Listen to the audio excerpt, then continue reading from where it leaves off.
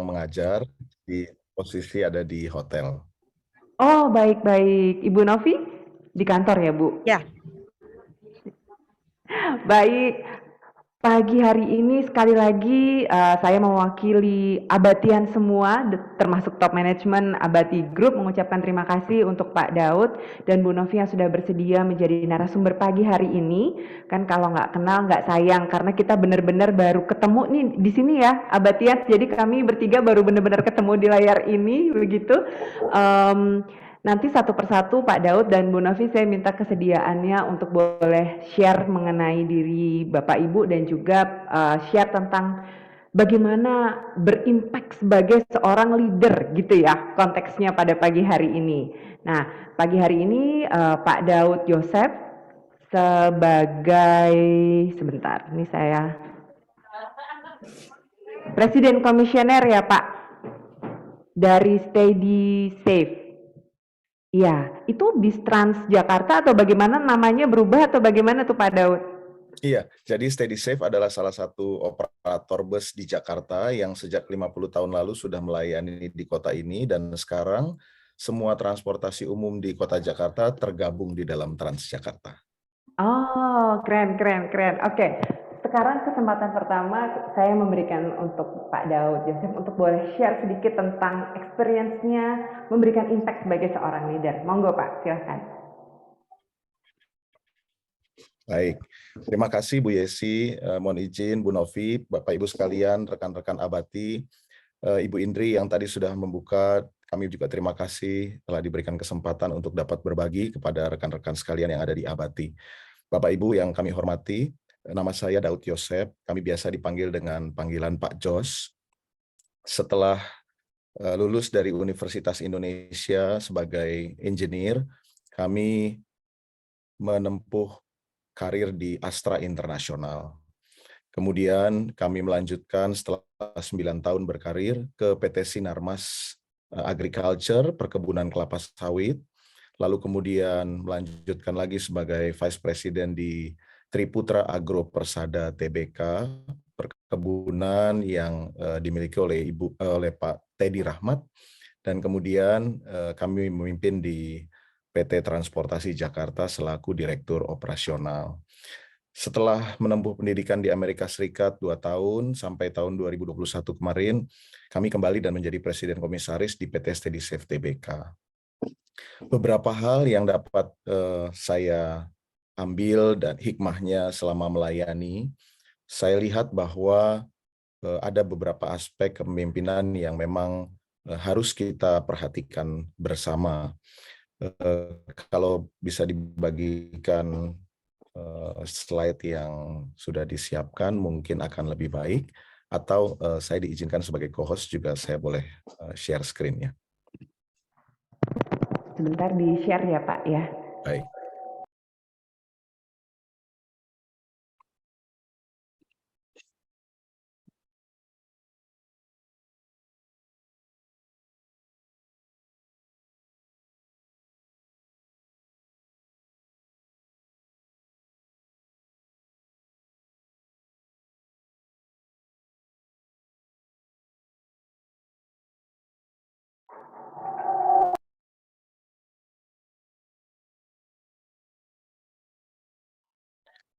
Menunggu sejenak Pak Joseph.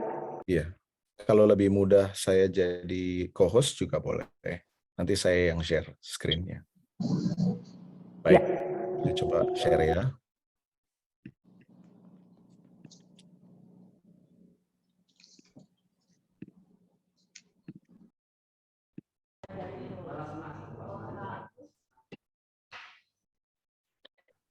Bapak Ibu, apakah sudah bisa melihat halaman ini? Sudah Pak. Sudah ya. Baik. Hal yang pertama saya pelajari dari buku berjudul True North yang ditulis oleh Bill George, berkata bahwa the hardest person you will ever have to lead is yourself. Dari buku ini saya belajar ternyata memimpin orang itu yang paling sulit bukan orang yang paling tua, bukan orang yang paling bodoh, bukan orang yang paling miskin, tetapi yang paling sulit kita pimpin adalah diri kita sendiri. Yang kedua, Saya mempelajari bahwa karena itu sebelum kita mau memimpin orang lain, kita harus dapat tunduk pada kepemimpinan. Orang yang bisa dipimpin adalah orang yang paling baik untuk ditunjuk sebagai pemimpin. Dan kepemimpinan yang paling sulit untuk diikuti adalah kepemimpinan yang membentuk 3 aspek pemimpin ini. Pertama, seorang pemimpin harus memiliki knowledge atau pengetahuan. Yang kedua, harus memiliki skill atau kemampuan, keahlian. Tetapi yang ketiga, attitude atau karakter adalah hal yang tidak pernah hilang dari aspek seorang pemimpin. Orang bisa pintar dan cerdas, orang bisa ahli mengerjakan sesuatu, tetapi ketika dia tidak memiliki attitude, maka seketika itu gugur juga kemampuannya untuk ditunjuk menjadi seorang pemimpin. Atau ketika dia ditunjuk menjadi pemimpin pun, itu tidak lagi sustainable atau berkelanjutan. Karakter apa yang perlu diperhatikan dari seorang pemimpin? Selama 20 tahun kami berkarir, kami melihat bahwa karakter yang harus dimiliki orang 3 saja, Bapak Ibu. Kita tahu terkadang dengan posisi yang tinggi, maka kita diberikan berbagai fasilitas, kedudukan, bahkan power atau kekuasaan. Namun yang saya pelajari, ketika kita ditempatkan di posisi yang lebih tinggi, maka disitulah saatnya kita harusnya melayani orang-orang yang ada di dalam tim kita, di bawah kita, bahkan pelanggan-pelanggan kita. Kata-kata bijak justru berkata dengan sangat tegas bahwa barang siapa di antara kamu yang paling besar, hendaklah dialah yang menjadi seorang pelayan, melayani orang-orang lain yang ada di bawahnya, melayani orang-orang lain yang lebih kecil, melayani orang-orang lain yang lebih rendah. Yang kedua yang saya pelajari, karakter seorang pemimpin yang harus dimiliki adalah empati. Dengan empati ini, maka kita bisa mengerti permasalahan yang ada di bawah. Ketika kami berkarir di Astra, kami mempelajari istilah dari perusahaan-perusahaan Jepang yang bernama Gemba. Gemba ini artinya turun ke bawah. Saya melihat beberapa lini bisnis yang ada di Abati. Salah satunya misalnya ada perhotelan. Tadi saya melihat di salah satu chat, Pak Jos ditunggu kedatangannya di Hotel Purwakarta. Saya nanti akan mampir ya. Dan pertanyaan saya adalah kepada tim perhotelan yang ada di Abati, kapan terakhir seorang pimpinan datang dan ngobrol dengan seorang security? Kapan seorang pimpinan terakhir kali duduk bersama di front office untuk bersama-sama menerima telepon dari setiap kamar, untuk menerima tamu yang datang? Kapan terakhir bersama-sama dengan cleaning service memegang sapu dan pel untuk membersihkan kamar, membersihkan lorong-lorong hotel, mencuci piring bersama dengan pencuci piring yang ada di dapur, memotong bahan makanan, menggoreng bersama dengan chef, dan lain sebagainya. Berbagai permasalahan yang ada di bawah bisa dipahami dan dipecahkan ketika kita berempati dengan apa yang mereka hadapi. Karena itu karakter yang kedua, empati ini sangat penting untuk dimiliki oleh pemimpin. Karakter yang terakhir yang saya pelajari adalah karakter proteksi. Kesalahan bisa saja terjadi. Musibah kadang-kadang kita harus alami. Dan tim yang ada di bawah kita juga terkadang tidak lepas dari kejadian-kejadian yang tidak mengenakan itu. Di saat itulah seorang pemimpin dibutuhkan karakternya yang memproteksi tim. Bukan hanya menjadi seorang jaksa yang menuntut kesalahan-kesalahan yang dilakukan oleh anak buah, atau menjadi seorang hakim yang menjatuhkan hukuman, sanksi, dan denda. Tetapi terkadang seorang pemimpin harus juga memiliki keseimbangan seorang pengacara, advokat, lawyer, yang mencoba untuk melihat bagaimana sebetulnya kondisi dari anak buah ketika dia harus menghadapi satu kesalahan, kekeliruan, kealpaan. Dan di saat itulah dia harus menjadi pembela. Di saat musibah sedang terjadi, di saat pelanggaran harus terjadi, di saat komplain terjadi, di saat barang reject itu harus diproduksi, maka proteksi seorang pemimpin itu penting. Proteksi bukan hanya membela, proteksi bukan hanya memberikan pengampunan, tetapi proteksi juga melindungi sebelum hal itu terjadi dengan cara meningkatkan keahlian, menambah pengetahuan. Dan saya lihat apa yang dilakukan oleh Bu Indri beserta dengan jajaran untuk mengadakan ngopi pada pagi hari ini juga salah satu bentuk ejawantah dari tindakan proteksi. Supaya kita semua di tengah perubahan global, peningkatan teknologi, kita selalu bisa maju, meningkatkan knowledge, meningkatkan skill, dan membentuk karakter kita ke depannya. Sehingga setiap karyawan, setiap bagian dari Abati dapat terus berkompetisi, tidak kalah, sehingga Abati menjadi perusahaan yang sustainable, mampu bersaing, bahkan lebih dari itu menjadi pemenang di tengah persaingan global saat ini. Demikian mungkin Bu Yesi yang bisa saya bagikan. Terima kasih. Terima kasih banyak Pak Joseph, ini luar biasa. Saya sampai mencatat juga nih Pak, untuk nanti reminder saya ke depan gitu ya, melayani empati dan proteksi. Terima kasih Pak Joseph. Kita next dulu, kita ke Ibu Novi. Selamat pagi Bu Novi. Saya mohon kesediaan Bu Novi untuk boleh share Selamat pagi. tentang, iya Ibu. Saya Ya, copot dulu supaya lebih jelas ya Ibu. ya, boleh Bu, terima kasih. Wah, tampak jelas wajahnya Bu Novi, cerah pagi hari ini. Selamat pagi Mbak Yesita, selamat pagi Pak Jo, selamat pagi Ibu Ria. Saya Pagi, mau Bu. mengucapkan terima kasih banyak untuk kesempatannya. Mungkin belum bisa sekeren Pak Jos gitu ya, dengan pengalaman beliau yang sudah pindah ke beberapa organisasi. Mungkin saya adalah tipe orang yang 18 tahun berkarir, hampir 19 tahun berkarir di tempat yang sama. Jadi mungkin kalau kemarin saya dihubungi kemudian diminta untuk sharing, saya juga bingung ini sharingnya sharing apa gitu ya. Saya boleh dibagi slide saya mungkin Ibu? Ya, baik Ibu. Sehingga saya bilang bahwa saya harus cerita saya dan cerita tentang perusahaan saya gitu. Kenapa? Karena saya besar di sana gitu. Saya lulus lulus S1 saya ada dari Brawijaya. Mungkin sama ya Pak, kita engineer gitu. Saya juga lulusan elektro, telekomunikasi, tapi kemudian saya memang karena nggak terlalu paham sama elektro gitu ya, saya juga nggak ngerti kenapa dulu saya sekolah di situ. Gitu. Akhirnya saya memilih untuk kemudian meneruskan studi saya di ITB, tetapi memang mengambil jurusan yang jauh lebih general. Saya mengawali karir Bapak Ibu semuanya itu di salah satu project World Bank. World Bank, kemudian Asian Development Bank, ada 4 tahun saya di sana. Kemudian saya pindah ke Adira Finance sampai hari ini. Jadi saya pindah dari tahun 2003 sampai 2022 ini gitu ya. Saya mulai karir dari seorang asisten manajer, supervisor senior, sampai hari ini saya diberi amanah, diberi tanggung jawab untuk memegang 2 divisi. Satu adalah Corporate University dan satunya lagi adalah Change Management. Boleh next slide. Saya boleh cerita sedikit mungkin tentang Adira Finance. Kenapa? Karena saya bertumbuh dan berkembang gitu. Jadi kalau bicara kepemimpinan mungkin saya banyak belajar dari perusahaan saya yang sekarang. Saya masuk setahun sebelum Adira Finance menjadi perusahaan TBK. Pada saat itu saya masih ingat karyawan sekitar 4.000.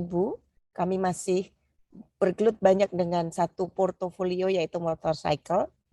Divisi mungkin hanya ada sekitar 10-15 divisi, dan hari ini karyawan kami udah 24.000. Aset kami mungkin sudah tumbuh sekian persen daripada tahun 2003. Divisi juga udah begitu banyak. Kemudian produk kami juga multi produknya juga sudah menambah begitu banyak. Sehingga dari tahun 2003 sampai tahun 2022 banyak hal yang saya pelajari dan berkembang di sana. Boleh next slide? Mungkin Mbak Vicky ya. Ada beberapa yang mungkin kalau saya harus sharing gitu ya. Ini adalah sesuatu yang saya kerjakan atau saya lakukan. Mungkin ada yang bisa cocok gitu, ada yang relate dengan teman-teman dari Abati karena saya lihat Tadi saya mendengar Bu Ria itu luar biasa sekali, mendengar Pak Cus luar biasa sekali. Hal-hal yang saya catat untuk pengembangan diri ke depan gitu ya. Tapi buat saya, sebelum kita bicara memimpin orang lain, itu adalah bagaimana kita punya sikap terhadap diri kita sendiri. Jadi kalau saya selalu berpikir bahwa setiap orang itu punya purpose gitu ya. Kalau di agama saya mungkin namanya niat. Jadi kenapa? Karena purpose itu yang akan membuat kita punya value terhadap pekerjaan kita. Purpose-nya apa? Setiap orang pasti berbeda. Mungkin kalau saya selalu punya purpose adalah bagaimana pekerjaan saya itu bisa berimpact buat orang lain.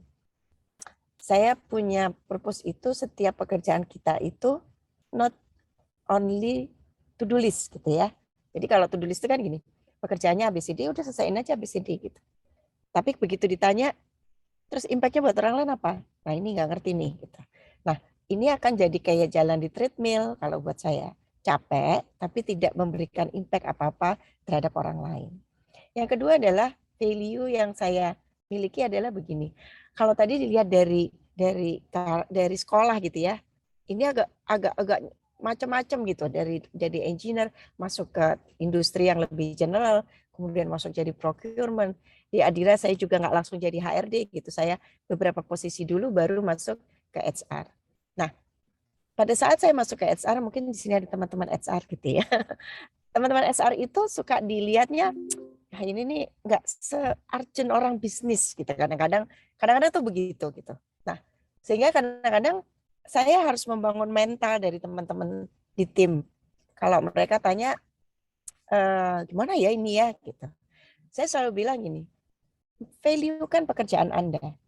Jadi buat saya tidak ada pekerjaan yang tidak penting, tidak ada pekerjaan yang kelas kedua gitu ya.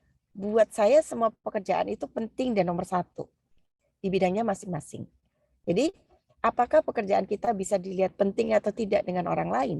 Sebetulnya nggak bisa minta orang lain untuk kamu lihat dong, saya ini important loh di dalam rantai ini gitu. Tetapi adalah bagaimana kita mensikapi pekerjaan kita, melakukan pekerjaan kita, itu yang membuat orang akan melihat kita. Jadi dari purpose, dari value tersebut, saya selalu menekankan kepada teman-teman adalah bagaimana cara kita bekerja. Yang pertama adalah jangan pernah berhenti belajar gitu. Kalau teman-teman dapat tambahan tugas, nggak usah ngomong, saya dapat apa dari sini. Tapi pastikan bahwa dengan tambahan tugas itu, portofolio kita pasti akan tambah. Yang artinya, itu keuntungan buat kita. Kemudian yang kedua adalah apa? Selalu tahu gitu, ekspektasi, terutama atasan ya, terutama atasan terhadap kita. Gitu. Ekspektasinya apa? User ekspektasinya apa terhadap kita? Dan coba fulfill itu. Gitu. Yang nomor 3, saya selalu bilang bahwa selalu bekerja dengan alternatif solusi, dengan mitigasi risk. Gitu. Jadi nggak bisa mengerjakan segala sesuatu itu datang ke atasan, terus cuma bilang, Ibu ini gimana ya, Bapak ini gimana ya gitu. Saya suka kalau ditanya, Ibu ini gimana? Saya selalu jawab, saya nggak tahu. Karena yang tahu adalah Anda. Saya ini nggak masuk ke operasional. Jadi kalau misalnya Anda tanya, gimana saya nggak ngerti. Tetapi kalau Anda datang kepada saya, menceritakan kondisinya, memberikan pendapat Anda tentang itu, saya tahu Anda tahu masalahnya apa. Maka tugas saya adalah membantu untuk menyelesaikan masalah tersebut. Karena itu adalah tugas seorang pemimpin menurut saya. Jadi value-value itu yang kemudian saya bawa dan coba saya share pada saat saya harus bekerja sama dengan tim.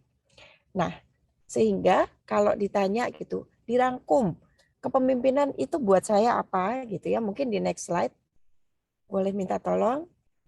Ada 3 hal yang selalu saya tekankan kepada setiap tim atau kepada diri saya sendiri gitu ya. Kepemimpinan itu buat saya orang Jawa gitu ya. Tuturi handayani ingarso sungtulodo gitu ya kalau nggak salah ya. Itu tuh saya pakai sekali gitu. Jadi nomor 1, seorang pemimpin itu harus bisa nunjukin jalan. Harus punya visi. Kenapa? Karena seorang pemimpin itu adalah lokomotif dari sebuah rangkaian gerbong. Kalau lokonya berhenti, kalau lokonya nggak tahu mau kemana, bisa kebayang ya Bapak Ibu, teman-teman kita yang di belakang ini mau gimana. Jadi syarat untuk menjadi seorang pemimpin adalah dia tahu dia harus mau kemana. Dia tahu ini mau dibawa kemana, dia tahu ini mau dikembangkan seperti apa, dan seterusnya. Kemudian setelah itu, seorang pemimpin harus berani di tengah. Duduk sama timnya, ngobrol sama timnya, harus mau jadi coach, harus mau jadi mentor, harus berani kasih exposure, harus berani kasih empowerment, harus berani juga yang tadi kata Pak Jos, menerima tanggung jawab ketika anak buah kita salah. Kebanyakan kita kasih empowerment sih, tapi begitu salah, ya itu kan salahmu, bukan salah saya. Padahal nggak bisa begitu. Pada saat ketika pemimpin berada di tengah, dia harus berani bertanggung jawab bahwa bawahannya memang melakukan pekerjaannya tidak sempurna. Dan itu adalah bagian dari sesuatu yang harus dia bantu untuk selesaikan. Nah, yang ketiga, ketika nomor 1 dan nomor 2 sudah dijalankan, kita sebagai pemimpin pasti tahu mana yang bisa dilepas dan tidak. Nah, ketika itu terjadi, maka buat saya cukup berdiri di belakang, lihat apakah jalannya sesuai dengan pet atau tidak. Kalau tidak, maka tugas kita hanya, kalau orang Jawa bilang gitu ya, jawil dari belakang, terus bilang, kurang kanan, kamu terlalu ke kiri. Ayo kanan sedikit, karena kalau kamu terlalu ke kiri nanti kejeblos. Itu tugas kita. Putaran ini kenapa harus dilakukan? Karena menurut saya, once kita tidak berani melakukan yang nomor 2, maka kita tidak akan pernah punya waktu untuk nomor 1. Kita akan selalu terjebak dengan operasional, dengan memecahkan masalah, menyelesaikan problem, padahal sebagai seorang pemimpin, nomor 1 itu diperlukan.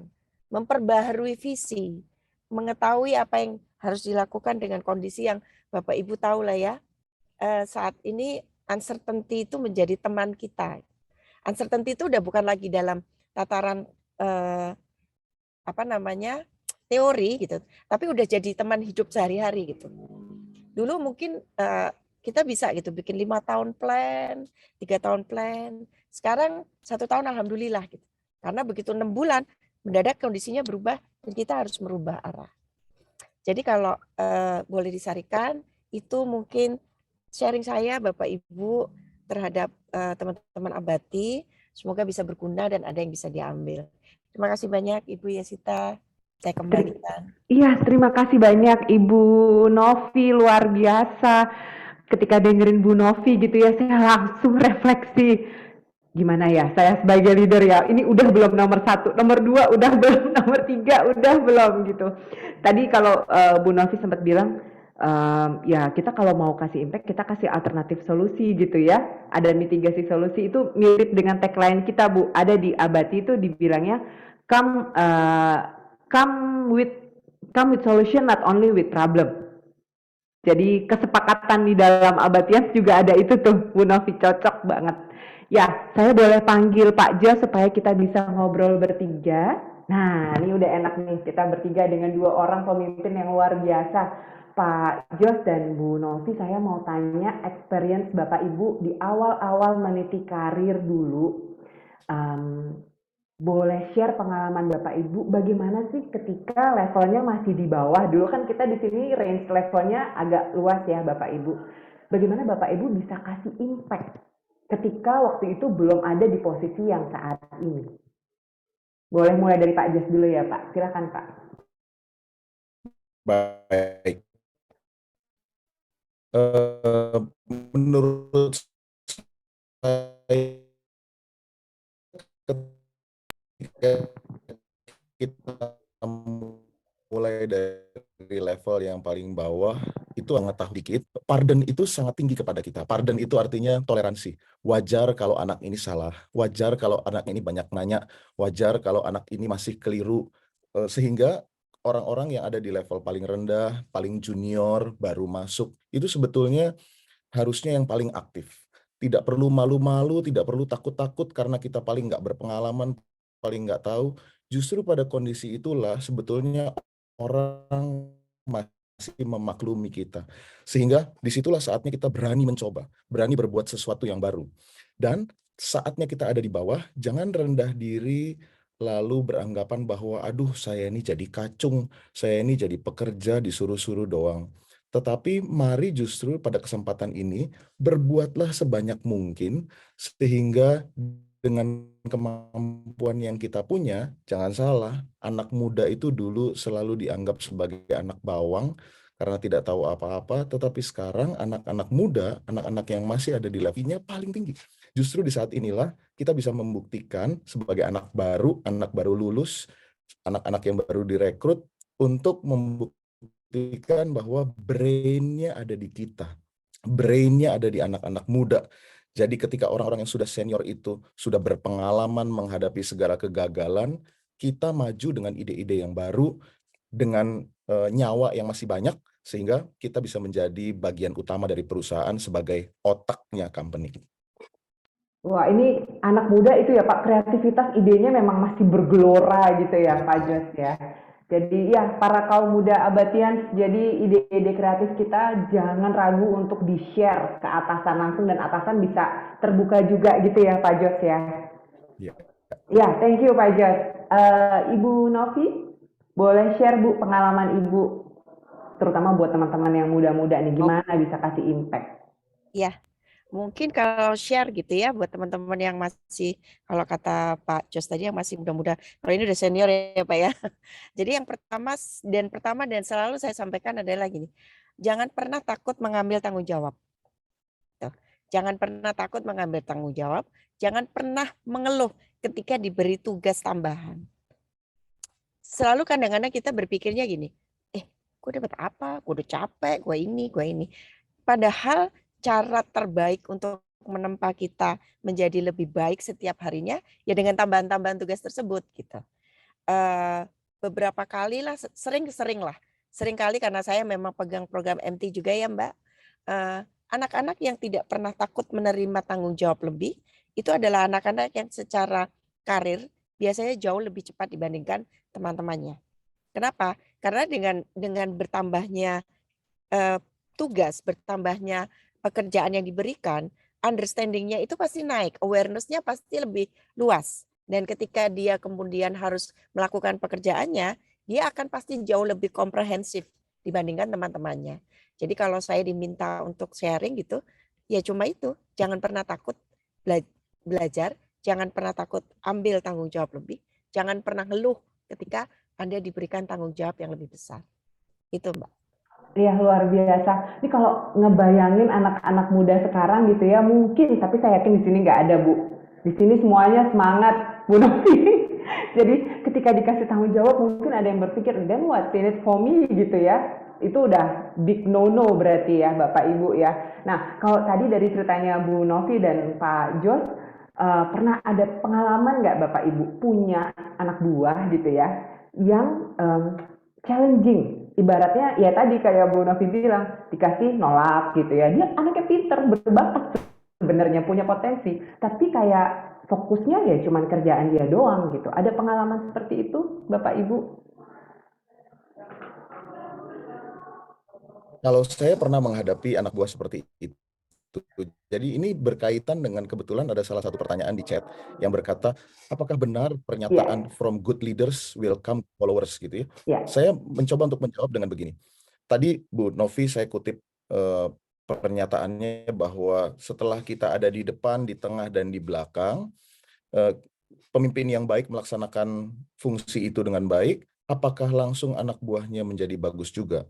Saya melihat ada 3 aspek dari seorang anak buah. Yang pertama adalah tidak tahu, yang kedua tidak mampu, dan yang ketiga tidak mau. Yang pertama, kalau dia tidak tahu, a good leader must teach. Kita harus ajarin dia ilmu-ilmu, kita taruh dia di training-training, kita kasih dia buku-buku, kita kasih dia TOR, kita kasih dia project guidance, dan lain sebagainya. Kemudian kalau dia sudah pintar, maka kita asah kemampuannya. Yang tidak mampu menjadi mampu. Kita tempel di samping kita kerjain sesuatu, kita guide dia, ajarin dia melakukan sesuatu. Kalau ibaratnya kita jadi pilotnya, dia jadi co-pilotnya. Jadi dia bisa niru kita dan punya kemampuan seperti kita. Tetapi sayangnya ada juga followers yang walaupun sudah tahu dan sudah mampu, tetapi tidak mau. Ini yang sebetulnya harus dilakukan pendekatan hati ke hati.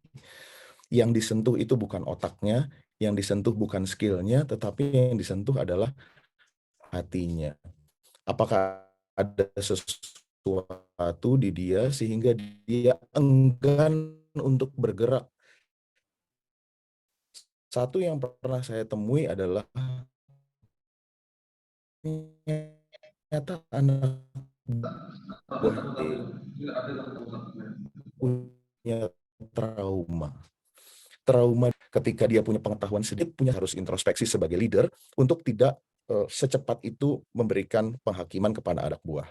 Saya yakin kalau setiap anak buah disentuh hatinya, maka dia diberi tanggung jawab, maka dia juga akan mempertanggungjawabkan tanggung jawab yang diberikan dengan baik. Akhirnya sekarang anak itu yang walaupun berbuat berkali-kali kesalahan, tetapi kita berikan terus kesempatan karena memang itu bukan niatnya dia, maka dia menjadi leaders yang sangat bagus. Saya teringat akan satu cerita di mana di sebuah perusahaan developer software ada seorang developer muda yang melakukan developing software baru, dan karena developnya ada salah, ada bug-nya, itu mengakibatkan kerugian perusahaan $100 juta. Lalu anak buah ini begitu dia tahu perusahaannya rugi karena kesalahan dia mengajukan surat resign kepada atasannya dan berkata, "Pak, saya mau mundur." Kenapa? Karena saya membuat perusahaan ini rugi $100 juta. Lalu atasannya yang bijak berkata begini, "Nak, saya baru saja mentraining kamu dengan biaya training $100 juta. Lalu sekarang kamu minta mundur. Kamu terlalu berharga untuk keluar dari perusahaan ini." Di posisi ini kita tahu bahwa kadang-kadang kesalahan itu bukan tentang nominal rupiah, tetapi tentang proses learning. Dan itulah yang menurut saya harus kita lakukan kalau berhadapan dengan anak buah yang challenging. Wow, saya berkaca-kaca Pak Jos. Saya yakin kita semua di sini pasti pernah ngelakuin kesalahan ya Pak, mau nominalnya kecil besar.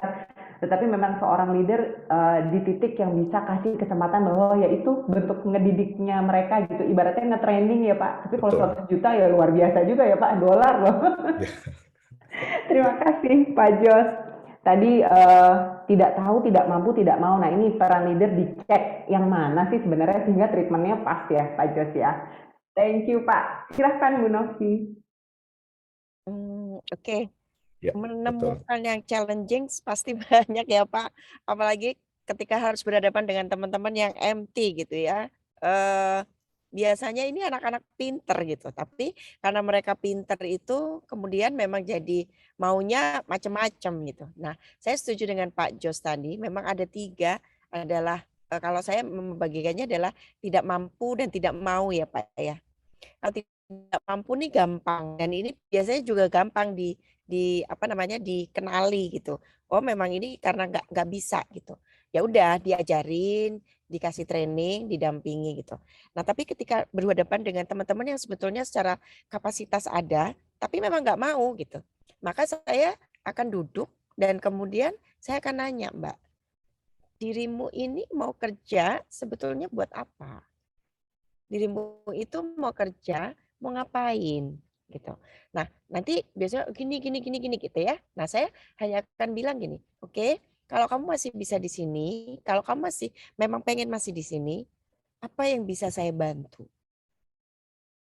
Kalau ada yang bisa saya bantu, ayo bicarakan," gitu. Makanya menurut Pak Jos tadi penting untuk mengenal siapa anak-anak kita gitu.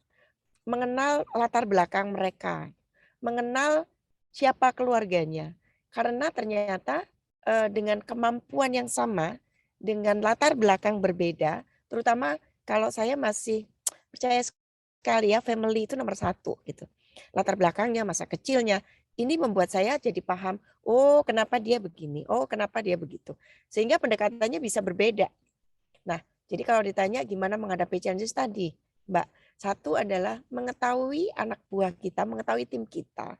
Sehingga kita mungkin jadi bisa tahu dari sisi sepatunya dia, kenapa dia melakukan itu. Yang kedua adalah kalau ini masalahnya tidak mau, saya selalu akan bertanya tadi gitu. Purpose-nya dia bekerja itu apa? Masih align nggak dengan kami? Masih align nggak dengan perusahaan? Kalau iya, kalau masih mau oke. Berarti apa yang bisa saya bantu? Nah, tapi kalau semua jalan itu sudah ditempuh dan dia masih merasa nggak bisa, ya pilihannya ada di dia, bukan di kami. Gitu kita kira, Pak. Ya, Bu Novi, tadi saya sangat fokus banget ketika Ibu bilang balik ke purpose ya. Ibu sempat beberapa kali ngomong purpose dan nilai gitu ya. Boleh share nggak Bu, kenapa sih kok purpose ini penting banget gitu sebagai kita sebagai individu untuk pengembangan diri dan juga sebagai leader, Bu Novi? Mungkin begini ya, kalau misalnya apakah salah gitu ketika seseorang bekerja, saya mau cari uang? Gak salah, buat saya nggak salah. Karena memang bekerja kan ujung-ujungnya ke sana gitu. Tetapi kalau purpose kita adalah bekerja itu kasih impact kepada banyak orang, maka yang tadi Mbak, itu akan mempengaruhi pada saat dia melakukan pekerjaannya itu bukan to do list aja gitu. Saya mungkin kasih contoh paling simpel gitu, ketika di tempat kami itu ada satu program kaderisasi dari seorang supervisor menjadi manajer. Nah, pada saat dia masuk program, pasti dia akan dapat fasilitas manajer, artinya dia akan dapat mobil dinas dan segala macam. Nah, buat teman-teman yang pegang program ini, saya selalu minta hati-hati pada saat mereka melakukan pekerjaannya. Kenapa? Salah kasih nilai itu bisa menyebabkan orang ini nggak lulus. Nah, misalnya nih ya, namanya juga salah gitu ya. Kadang-kadang, oh harusnya 7,8, ditulisnya 6,8. 1 poin bisa menjadikan orang ini nggak lulus gitu. Sementara dalam satu program itu kan bisa banyak orang ya Mbak. Nah, saya selalu bilang ini, saya minta teman-teman hati-hati. Sesimpel adalah, bayangkan ini adalah bapak dari seseorang. Pada saat dia pulang, dia bawa mobil. Terus anaknya bilang, bapak pulang punya mobil kita sekarang. Yang tadinya kita naik motor, sekarang kita jalan-jalan bisa naik mobil. Kesalahan kita hanya 1 poin. Pada saat akhirnya menentukan orang ini lulus atau tidak. Tapi apa yang terjadi dengan orang itu? Besok anaknya tanya, kenapa kita nggak punya mobil lagi ya? Bisa bayangkan ya teman-teman. Jadi saya selalu begitu kepada teman-teman adalah, kita itu ada di sini untuk membantu orang lain memenuhi mimpinya. Itu tugasnya HC, tugasnya Korpu. Bukan untuk kemudian cuma kerja datang dapat gaji terus pulang gitu, bukan. Kalau itu banyak kita bisa ngerjain itu di tempat lain. Tapi kalau kita ada di sini, tugas kita adalah membantu orang itu berkembang. Divisi kita adalah membantu orang itu berkembang, membantu orang itu mencapai impiannya. Nah, itu Mbak, kenapa buat saya purpose itu penting. Meskipun saya tidak bisa menyalahkan ya, kalau tim saya bilang, saya mau cari duit, ya nggak apa-apa. Mungkin akhirnya pada satu waktu, gesekannya terjadi dan mungkin beliaunya yang tidak cocok gitu ya enggak apa-apa gitu. Karena purpose setiap orang itu berbeda gitu. Jadi kenapa itu penting? Karena setiap purpose dan value yang kita miliki itu akan mempengaruhi cara kita bekerja, mempengaruhi cara kita bertindak, mempengaruhi cara kita mengambil keputusan. Kira-kira begitu. Iya, that's why kita perlu tahu juga tadi balik lagi purpose-nya individu yang ada di tim kita seperti apa ya Bu Novi ya. Tapi terlepas dari itu memang yang kayak tadi Bu Novi bilang bahwa pekerjaan kita itu impact-nya tuh nggak cuma sampai si orang itu doang, tapi orang yang ada di belakang keluarganya, lingkungannya. Begitu kita ngomong nyakitin satu orang gitu yang di kantor gitu ya, itu bad mood-nya nyampe ke rumah ternyata Bu Novi, efeknya kemana-mana. Begitu kurang lebih itu yang level sederhananya. Level berikutnya yang tadi salah kasih angka, waduh resikonya memang luar biasa. Ya, thank you Bapak Ibu. Nah, Bapak Ibu yang abatians di sini jika ingin bertanya, boleh bertanya di kolom chat, nanti akan dibacakan. Tadi Pak Jos, apakah mau menyampaikan lebih lanjut mengenai good leaders come from good followers? Ada tambahan mungkin Pak Jos dari pertanyaannya Pak Ranu ini? Saya mungkin menyampaikan sedikit tentang tadi kenapa purpose itu penting ya. Setuju dengan Bu Novi bahwa purpose itu menentukan value. Value adalah sesuatu yang dianggap penting oleh satu orang. Value yang dipegang oleh Bu Yesi, dipegang oleh Bu Novi, dipegang oleh saya bisa saja berbeda. Oleh karena itu penting untuk kita memetakan value-value masing-masing orang. Contoh misalnya, dari orang yang sama, dari orang di perusahaan yang sama, value-nya bisa berbeda. Contohnya, value saya adalah achieve target. Sementara orang yang lain value-nya adalah do it right atau lakukan dengan benar. Waktu orang yang achieve target itu bekerja, pokoknya dia akan hantam kromo kanan kiri, hajar atas bawah, langgar aturan semuanya. Tujuannya ketika ditanya oleh pimpinan, kenapa kamu lakukan itu? Karena saya achieve target, Pak. Pokoknya saya kepinginnya achieve target. Karena menurut dia, nilai atau value yang penting adalah achieving target. Sementara misalnya value perusahaan adalah do it right. Seperti contohnya yang ada di dalam perusahaan ini, di Abati saya sangat mengapresiasi para pimpinan menempatkan nilai integrity sebagai hal yang utama di dalam impact. Di dalam akronim impact itu nomor satunya integrity menggambarkan bahwa company kepingin achieve target. Tetapi first of all adalah do it right. Lakukan dengan benar, sesuai dengan aturan, menjunjung tinggi kejujuran. Dan saya yakin kalau orang yang hanya mengejar target, achieving result, tanpa mengejar kebenaran, suatu saat dia akan fail. Sebaliknya, orang-orang yang memegang value kebenaran atau melakukannya dengan benar sesuai aturan, sesuai proses yang baik, prosedur yang benar, maka mungkin dalam jangka pendek dia tidak tercapai. Tetapi dalam jangka panjang, eventually dia akan bisa mencapai target itu. Disitulah purpose sangat penting bagi seseorang. Ya, kalau sejauh ini pengalamannya Pak Jos ketika Pak Jos menggali lebih lanjut tentang value ya Pak, nggak semua orang kan bisa langsung tahu purpose saya, value kan biasanya mereka suka mikir dulu tuh. Nah, tipsnya Pak Jos supaya bisa mengarahkan agar satu tim tuh paling nggak ada value yang kurang lebih sama bagaimana Pak? Jadi saya paling memegang orang paling banyak itu ketika ada di Transjakarta. Di Transjakarta saya melayani 10.000 orang karyawan. Sebagai pemimpin, 10.000 orang karyawan inilah yang harus dilayani di Ayomi ya. Dan pada waktu itu kami semua bertugas melayani 200.000 orang pelanggan Transjakarta di tahun 2016. Waktu itu hal pertama yang saya rubah adalah value mereka tentang perusahaan. Transjakarta bukanlah perusahaan bus. Transjakarta itu bukan perusahaan angkutan. Bukan juga perusahaan solar atau perusahaan supir. Tetapi di tahun 2016 saya mengajak seluruh tim di dalam town hall dan coaching konseling pribadi bahwa perusahaan kita adalah perusahaan jasa dan perusahaan kita adalah perusahaan pelayanan. Dengan shifting paradigm dan shifting value itu, maka setiap orang saat itu juga menempatkan diri bukan sebagai pegawai pemerintah, bukan sebagai perusahaan transportasi penguasa di Jakarta, tetapi saat itu juga mereka langsung menempatkan diri di bawah sebagai pelayan bagi semua orang. Tidak ada cara yang paling baik untuk mengkonduksikan sebuah value dibandingkan dengan bertemu, turun ke bawah, bersama-sama ngobrol, kerja bareng, begadang bareng. Kadang-kadang itu sangat dibutuhkan untuk dapat menyeragamkan nilai. Oleh karena itu, saya cukup berbangga memiliki teman-teman 10.000 orang itu karena dalam jangka waktu 3 tahun, Transjakarta berhasil menambah jumlah busnya dari 300 menjadi 3.000, menambah rutenya dari 40 rute menjadi 270 rute. Kalau sekarang Bapak Ibu sekalian melihat Transjakarta, di mana-mana ada TJ, di mana-mana ada TJ gitu ya. Dan selama 3 tahun itu jumlah pelanggan kami meningkat dari 200.000 orang satu hari menjadi 1 juta pelanggan setiap hari. Itu tidak lepas dari shifting paradigm.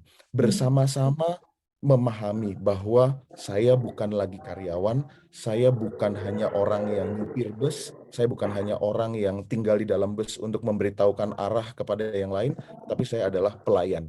Whatever I do, whatever we do as a team, kita lakukan untuk melayani pelanggan. Luar biasa. Tadi ini sesuai sama yang Pak Jo sampaikan di awal bahwa yang namanya seorang pemimpin siapapun levelnya dimanapun melayani is number one ya Pak. Yes. Ya, thank you. Bapak Ibu, saya mohon izin, ini kan awalnya kita sampai jam 9, nambah sedikit apakah Pak Jos dan Ibu Novi masih ada waktu? Sekitar 10 menit? Ya, nggak apa-apa Mbak. Silakan Bu. Oke, ini soalnya ada yang bertanya, Bapak Ibu masih ada. Saya beri kesempatan untuk Mas Andre, tadi di chat bilang saya ingin bertanya, tapi pengen open mic karena lumayan banyak. Nah, Mas Andre mungkin dibatasin maksimal 2 ya, Mas ya. Nanti yang lain nggak kebagian. Terima kasih. Silahkan boleh di pin Mas Andre-nya. Ya, Mas Andre. baik. Ya. Terima kasih Bapak dan Ibu. Pagi sebelumnya, terima kasih atas kesempatannya. Pagi juga untuk Pak Daud dan Bu Novitri, Bu Yesta juga untuk kesempatannya. Saya ingin minta saran juga nih, atau sharing tribe untuk pengalamannya juga. Karena kan saat ini untuk leadership atau pengalaman untuk kepemimpinan ini, saya masih untuk memulai nih terkait menjadi leader yang baik itu seperti apa gitu. Nah, pertanyaan yang pertama, bagaimana sih cara kita untuk mengingatkan gitu kepada tim kita jika mereka memang melakukan kesalahan gitu. Baik itu kesalahan yang kecil atau memang kesalahan yang besar yang dapat memberikan pengaruh yang besar juga nih untuk kegiatan operasional gitu. Ya mungkin bisa dibilang kesalahan dari tim juga memang sebagian kesalahan dari si leadernya juga gitu. Mungkin karena kurang kontrol atau kurang sosialisasi terhadap prosedur kerjanya mereka gitu. Yang utama itu. Yang kedua yang saya ingin tanyakan, bagaimana cara kita untuk memberikan pemahaman kepada tim kita nih untuk lebih peduli terhadap pekerjaannya mereka gitu. Apalagi pekerjaan mereka ini yang memang menggunakan tenaga gitu ya, yang menguras tenaga gitu. Karena faktor pemicu mereka untuk tidak peduli terhadap pekerjaannya itu karena memang mereka ini udah kelelahan nih. Karena ya load pekerjaan mereka juga mungkin yang cukup besar gitu.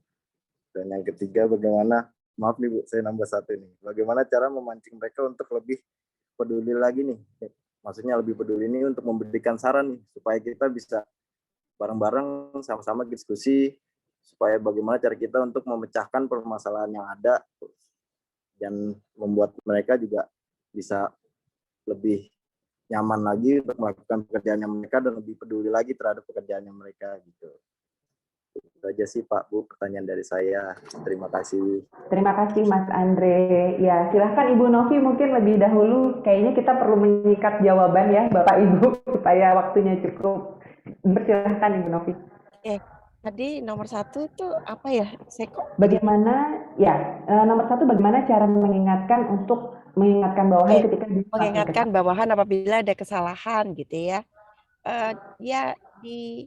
Kita harus tahu dulu gitu kesalahannya itu ada di mana. Biasanya diskusi ya Mas gitu. Kalau saya diskusi, kenapa dia bisa melakukan kesalahan itu? Penyebabnya apa gitu. Terus menurut dia kesalahan ini impact-nya akan seperti apa? Karena kadang-kadang orang itu berpikir bahwa cuma gitu aja kok gitu. Padahal begitu kita tunjukkan apa kesalahannya dia itu, impact-nya itu besar sekali ke orang lain. Nah, itu yang harus dipahamkan. Yang kedua adalah setelah dia tahu dan dia paham, biasanya saya nanya, terus kalau ini biar nggak terulang lagi gimana ya caranya ya? Kita punya cara nggak supaya ini nggak salah? Karena percuma kalau hari ini kita merasa bahwa ya saya salah, tapi nggak paham, akhirnya apa? Besoknya diulang lagi gitu. Nah, tapi ketika dengan tadi ditunjukkan bahwa impact dari kesalahan itu seperti apa, kemudian ditanya gimana caranya, nah setelah itu apa? Yang ketiga, sepakati. Oke, kalau gitu nggak akan terjadi begini lagi ya. Kalau terjadi begini lagi, kita enaknya gimana? Jadi datangnya dari dia, bukan dari saya. Saya cuman, oh gitu, jadi begitu ya. Kita berarti kalau salah lagi begini ya gitu. Itu mungkin kalau dari sisi saya ya, Mbak Yesita. Terima kasih. Yang kedua adalah bagaimana cara memberikan pemahaman supaya mereka bisa lebih peduli. Oke. Sebetulnya bolak-balik aja muternya di situ gitu. Iya. Bahwa pekerjaannya itu sebetulnya apa sih gitu. Kalau mengerjakan ini tuh kemana sih gitu. Siapa yang akan diuntungkan? Contoh misalnya, kalau kamu telat, SLS kita panjang, siapa sih orang yang dirugikan? Nah, kalau misalnya positioningnya dibalik, mau nggak diperlakukan begitu? Biasanya sih nggak mau. Nggak mau lah Bu, itu kan gini-gini. Nah, kalau nggak mau, kenapa kita melakukan itu pada orang lain? Nah, sehingga dia benar-benar paham ketika dia melakukan pekerjaannya ini, ini kemana gitu. Karena sering sekali memang kalau di level teman-teman yang mungkin masih junior gitu ya, mereka berpikir bahwa mengerjakan pekerjaan itu hanya ya udah pokoknya selesai sudah gitu. Hasilnya seperti apa? Ya terserah, pokoknya saya udah selesai mengerjakan pekerjaan ini. Padahal begitu hanya itu yang dilakukan, impact-nya tuh kemana-mana. Sehingga ngajak ngobrol itu memang penting sih. Ngajak ngobrol itu memang bukan lagi choice kalau buat saya ya, tapi itu adalah salah satu tugasnya kita untuk ngajak ngobrol mereka gitu. Memastikan apa yang menjadi strategi kita, menjadi tujuan kita itu nyampe ke bawah. Ya. Sehingga mereka mengerjakan pekerjaan hari-harinya itu tahu, oh saya mengerjakan ini untuk ngebangun itu loh. Saya ngerjain ini itu untuk bikin itu loh gitu. Bukan ngerjain ini hanya ya ini aja pokoknya yang saya kerjakan gitu. Itu yang nomor 2. Kalau yang nomor 3, bagaimana membuat mereka terlibat atau bagaimana mereka mau gitu ya. Mungkin jawabannya jadi sama Mas, libatkan mereka. Libatkan mereka pada saat kita mau mengambil keputusan, libatkan mereka pada saat kita mau membuat sesuatu. Biasanya kalau saya dengan OneDown, saya selalu akan nanya, saya mau bikin begini. Menurut kamu gimana? Ada yang perlu diperbaiki nggak dengan rancangan ini? Kamu punya masukan nggak buat saya? Belum tentu dipakai sih kadang-kadang, tetapi mereka merasa dilibatkan dan mereka tahu, oh ibu mau ke situ, oh ibu mau ke sana. Begitu juga tadi mungkin dengan Mas Andre. Oh dia tahu, oh atasan saya mau begini, gitu. Kenapa? Karena dilibatkan, diajak bicara, dimintain pendapat. Gitu. Itu sih kalau dari saya. Terima kasih Bu Novi. Sama-sama. Langsung pack ya. Pak Jo silahkan. Jadi saya menjawab pertanyaannya Mas Andre ini kebetulan sama dengan Mas Leonardus. Oke, Ketika dia Bapak udah membaca punya chat ya pertanyaan yang Pak ya. kurang lebih sama di chat ya. Gini, cara kita untuk ngasih tahu karyawan bahwa dia keliru adalah dengan cara tough love. Tough love itu artinya begini. Ketika ada kesalahan, kita harus dengan tegas berbicara kepada bawahan bahwa apa yang kamu perbuat itu salah. Jangan pernah berbicara begini, nggak apa-apa, Nduk. Kesalahan kamu itu wajar-wajar saja. Udahlah, tenang-tenang aja, nggak usah apa. Kasih tahu, kalau memang dia keliru, kasih tahu. Perbuatanmu itu salah dan keliru, perbaiki. Tetapi setelah itu, kasih dia love. Ajak ngobrol bareng. Pokoknya kuncinya gini, habis marahin anak buah, ajak makan di warteg bareng-bareng. Supaya di dalam pikirannya dia tahu bahwa ada yang harus diperbaiki, tapi hatinya adem. Itu adalah cara untuk kita bisa memberikan kepada mereka pemahaman untuk menjadi lebih baik. Yang kedua pertanyaannya Mas Leonardus itu gimana caranya supaya mendidik anak buah ini supaya kita bisa menjadi leader yang attitude-nya baik dan decent.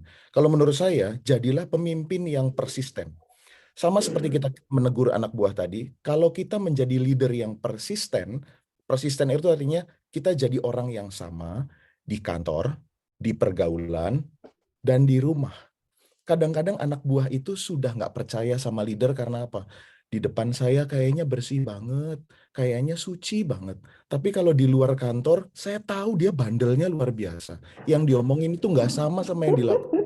Ya, di kantor itu orangnya penuh kasih, kata-katanya lemah lembut. Padahal saya tahu cerita dari tetangga-tetangganya, dia kasar banget sama istri, sama anak-anaknya. Di situ tidak ada trust, karena leader tidak persisten. Kemudian pertanyaan dari Mas Tendi di chat berkata begini, gimana caranya supaya anak buah itu nggak sebentar-sebentar hitungan, dikasih project ini, minta ini, dikasih project ini, katanya buat saya apa dulu?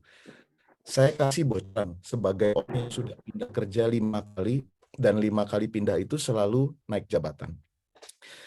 Saya kasih tahu bahwa kalau Anda cuma minta, saya mau pegang proyek ini tapi tambahin gaji saya 5% gitu ya. Bapak Ibu, saya kasih tahu itu nggak ada apa-apanya dibandingkan dengan portofolio yang kita dapat. Kalau kita pegang proyek itu, kita berhasil, kita learn something, kita dapat skill baru. Dengan skill baru itu kita jadi eligible untuk naik pangkat. Karena kita bukan lagi cuma tahu satu hal tapi banyak hal. Dan ketika Anda naik pangkat, 5%, 10% itu nggak ada apa-apanya. Trust me, lebih baik kita collect portofolio daripada kita nungguin adanya benefit-benefit jangka pendek berupa kenaikan gaji, bonus, ataupun persen profit, dan lain sebagainya. Luar biasa. Pak ini sangat menjawab semua pertanyaannya leader kayaknya Pak. How to handle their team kalau misalnya ada pertanyaan itu. Thank you Pak Jos dan Pak Tendi. Terima kasih sudah ditanyakan ya. Mas Leo tadi sudah dijawab. Kemudian ini ada pertanyaan satu yang terakhir Bapak Ibu dari Mbak Sinta, kebetulan direct ke saya. Ketika ada hubungan antara atasan bawahan, kan biasanya kalau perempuan gitu ya, laki-laki juga sama sih, udah deket nih, jadi kayak temen.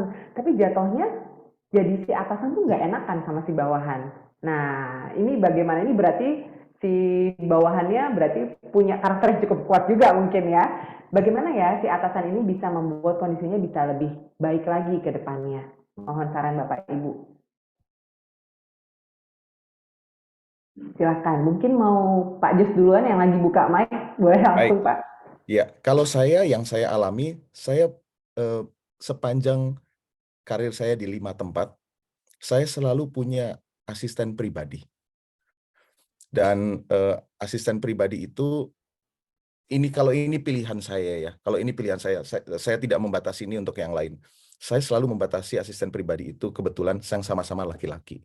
Supaya kita menghindari ada kecurigaan dari yang lain-lain. Itu kalau saya. Kalau Bu Novi mungkin sama-sama perempuan gitu ya. Supaya tidak ada kecurigaan-kecurigaan. Supaya apa? Supaya kalau kemana-mana melakukan proyek apapun, saya pun kadang-kadang bergadang malam-malam sama dia, setengah malam nyupir berduaan sama temen gitu ya, sama asisten ini. Dan dari situlah timbul keakraban. Jadi seperti kayak best friend aja begitu. Nah, resikonya seperti tadi yang disampaikan oleh Mbak Yesi bahwa kita jadi nggak bisa negor karena jadi kayak temen gitu.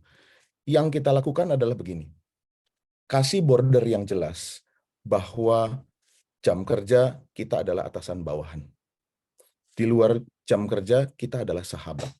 Ketika dalam jam kerja, jangan pernah panggil bra-bro. Panggilnya adalah bapak gitu. Sehingga dia tahu bahwa ketika saya berbicara dalam periode itu, saya berbicara sebagai atasan. Tetapi selesai jam kerja, maka kita adalah friend. Saya minum dengan dia dari botol yang sama. Kadang-kadang ketika kita pergi ke warteg bareng-bareng, saya bayarin sekali, besoknya dia yang bayarin. Karena kita teman gitu. Jadi dia tahu kapasitas saya kapan berbicara sebagai pemimpin, kapan saya berbicara sebagai teman. Batasan yang jelasnya adalah jam kerja. Dari situ akan tumbuh bahwa nanti ke depan pun ketika kita sudah tidak ada di dalam satu perusahaan yang sama, kadang-kadang sampai hari ini pun anak buah saya, aspri saya yang di perusahaan yang lama, asal jam kerja manggilnya masih Pak gitu, nggak berani manggil bro. Tapi kalau selesai jam kerja sudah bisa. Tapi dari situ kelihatan bahwa kita jadi bisa straight terhadap aturan dan terhadap teguran, walaupun kita menjalin persahabatan juga sebagai teman dan saudara di luar jam kerja. Itu mungkin, Bu. Terima kasih Pak Jos. Ini membantu kita juga untuk bersikap lebih persisten tadi kayak jawaban Bapak sebelumnya terhadap pertanyaannya Mas Leo. Betul. Ya, Bu Novi silahkan. Sama kali ya mungkin dengan Pak Jos gitu ya. Hubungan saya cukup dekat dengan teman-teman di tim. Mereka itu even yang udah resign tuh punya kayak reguler datang ke rumah gitu. Ibu mau main gitu. Jadi di luar saya berteman. Di luar saya bisa, yuk kita pergi ke sana, kita pergi ke sini gitu. Tapi pada saat jam kantor, entah gimana teman-teman itu akan tahu batasnya jelas. Sedekat apapun kamu salah, masuk ke ruangan saya akan tegur. Dan saya nggak akan terus kemudian ketika ya pasti atasan punya preferensi ya Pak ya. Teman-teman lihat misalnya, oh dekat dengan ini itu akan mendapatkan perlakuan yang istimewa itu. Enggak, buat saya nggak ada gitu. Semuanya sama, positioningnya sama ketika di jam kantor. Kalau di luar itu mau berteman, ya nggak apa-apa. Tapi di dalam jam kantor, urusannya sama. Kalau saya menuntut A ke yang satu, maka tuntutan itu akan berlaku untuk semua orang yang ada di dalam tim saya. Gitu sih, Mbak, kalau dari sisi saya gitu. Ya, terima kasih Bu Novi. Jadi memang bersikap objektif juga terhadap semuanya pada akhirnya ya Bu ya, sebagai seorang leader. Oke, mungkin untuk tanya jawabnya kita closing di sini Bapak Ibu. Pak Jos, Ibu Novi, terima kasih banyak untuk sharingnya yang luar biasa. Saya mencatat ada beberapa hal sebelum nanti saya kembalikan lagi ke MC, bahwa melayani, menjaga tim, kasih visionnya ke depan, itu peran leader yang luar biasa. Dan tadi message-nya Pak Jos di belakang, and love ya. Jangan lupakan itu. Kalau Bu Novi tadi mention beberapa kali, ayo kita tuh harus punya purpose dalam setiap hal. Kita harus punya value dan ajak tim kita untuk ayo gali-gali gitu ya, supaya kita sama-sama punya impact. 5% itu nggak ngaruh kalau kita mau doing more extra miles. Kalau tadi Pak Jos kenaikan 5% tuh ya nggak sebanding dibandingkan portofolionya kita teman-teman yang luar biasa dalam belajar hal baru, kesempatan baru. Thank you so much Bapak Ibu. Saya kembalikan lagi ke MC. Mbak Indri silahkan. Sama-sama, terima kasih Mbak Yesi dan tim. Terima Ya, kasih, baik Mbak. Bapak dan Ibu, ternyata kita sudah ada di penghujung acara nih, tidak terasa banget ya yang tadinya acaranya cuma 1 jam, ternyata nambah nih waktunya, berarti materinya benar-benar bermanfaat sekali untuk abadian semua. Terima kasih untuk Ibu Novi dan juga Pak Jos atas materinya, terutama untuk saya nih sebagai anak muda, salah satu anak mudanya Abadians gitu ya. Makin semangat banget untuk bekerja, untuk belajar supaya mungkin 5, 3, atau 7 tahun sampai 10 tahun ke depan bisa jadi leader yang baik gitu ya di karirnya. Nah, sebelum acara itu kita ada closing statement dari Ibu Yani. Kepada Ibu Yani, kami persilakan Bu. Selamat pagi teman-teman, selamat pagi Pak Daud dan Bu Novi. Kami sangat mengucapkan terima kasih. Saya mengikuti dari awal dan saya merasakan benar bahwa banyak sekali benang merah antara value-value yang diusung oleh Pak Daud dan Bu Novi, walaupun kita berasal dari industri yang berbeda. Kami dengan berbagai macam industrinya, farmasi, sampai ke hotel, sampai ke makanan, itu ternyata kita mempunyai benang merah. Tapi yang menarik adalah saya belajar dari Bapak dan Ibu mengenai best practice-nya. Karena value itu bisa saja sama dan universal, tapi yang membedakan kita adalah kami mendapat pencerahan Bapak, Ibu, pencerahan bagaimana melakukannya dan menerapkan value-value itu dalam wawasan yang lebih luas. Sekali lagi terima kasih. Semoga teman-teman kami, mari kita terapkan bagian-bagian best practice yang kita bisa usung bersama dengan value kita impact. Terima kasih, sampai bertemu lagi. Dengan senang hati Bu Yani. Ibu, terima kasih Terima banyak. kasih Bapak dan Ibu. Untuk mengakhiri acaranya mungkin kita akan ada foto dulu ya teman-teman semuanya, Bapak dan Ibu boleh di open kameranya, kita foto dulu bersama. Ya, ditunggu yang lainnya, ayo dibuka dulu kameranya, kita foto bersama. Sudah siap semuanya? Keluarkan senyum Andanya atau gaya andalannya tuh kayak Pak Jos, boleh banget, ayo kita bergaya semuanya. Siap ya? 1, 2, 3. Yeay. Terima kasih Bapak dan Ibu semuanya yang telah hadir di acara Mupi Moka hari ini. Semoga semuanya selalu sehat dan sukses. Terima kasih. Terima kasih Bapak Ibu sekalian. Mohon izin. Terima kasih, Bapak Ibu. Terima kasih. Terima kasih.